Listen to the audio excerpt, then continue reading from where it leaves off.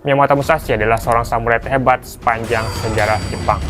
Dia mulai melakukan pertempuran pertamanya sejak usia 13 tahun, menjalani masa mudanya dengan penuh petualangan, dan tak pernah kalah dalam 60 pertarungan beruntun selama 6 tahun, kemudian pensiun sampai meninggal sebagai seorang penulis, seniman, dan pemikir hebat yang meninggalkan karya yang terus dikenang hingga sekarang.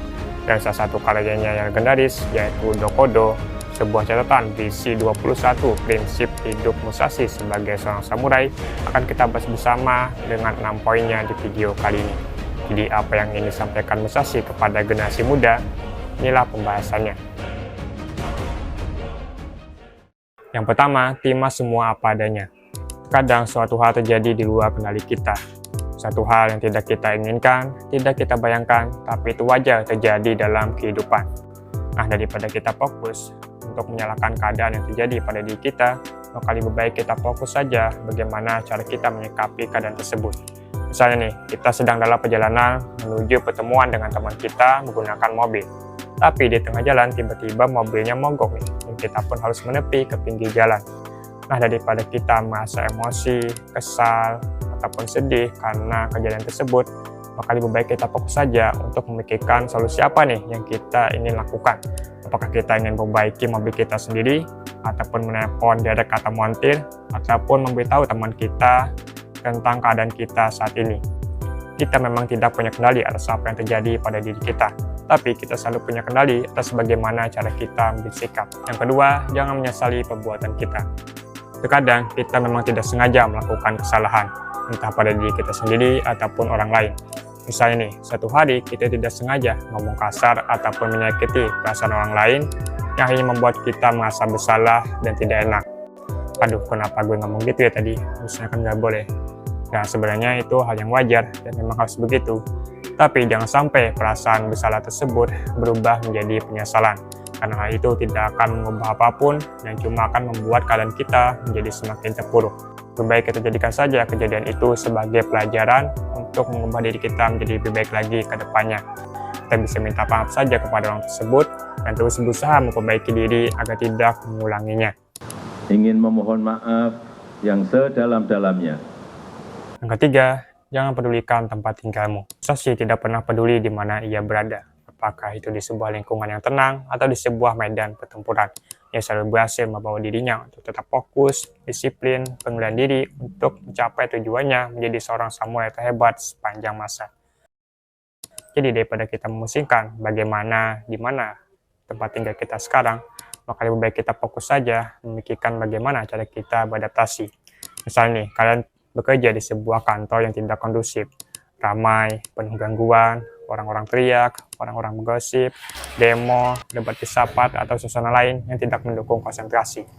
Nah, itu pertanyaan dungu sebetulnya tuh, yang diucapkan oleh apa namanya tuh.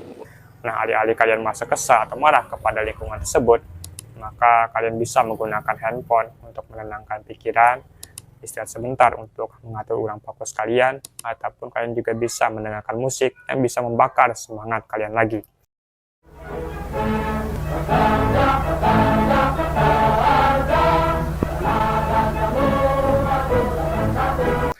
Karena prinsip utama dari Dokodo adalah fokus pada apa yang bisa kita kendalikan, bukan fokus pada faktor eksternal yang tidak bisa kita ubah.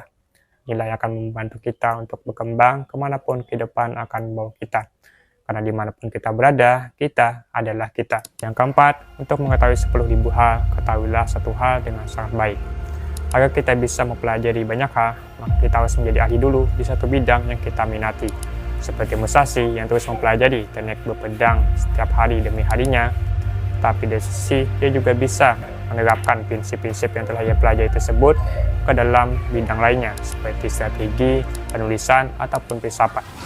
Jadi kalau kita sudah berhasil menjadi ahli di satu bidang, maka kita juga akan menemukan pola yang bisa memudahkan kita mempelajari bidang yang lainnya. Misalnya nih, kalian bekerja sebagai desain grafis, kemudian kalian telah berlatih selama bertahun-tahun untuk mempelajari teknik desain, software desain seperti Photoshop, ribuan revisi, ratusan ucapan terima kasih dari kawan laknat. Ya, makasih ya bang. Bayar.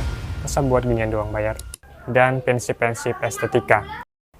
Kemudian kalian sadar nih, bahwa prinsip-prinsip yang telah kalian pelajari selama ini, seperti kesatuan, Keseimbangan, proporsi, dan harmoni ternyata juga bisa diterapkan ke dalam bidang yang lainnya, seperti fotografi ataupun arsitektur, yang akhirnya membuat kalian lebih mudah ketika ingin mempelajari bidang tersebut, baik itu untuk menggantikan pekerjaan lama kalian atau sekedar menambah skill set kalian agar bisa mendapatkan duit yang lebih banyak.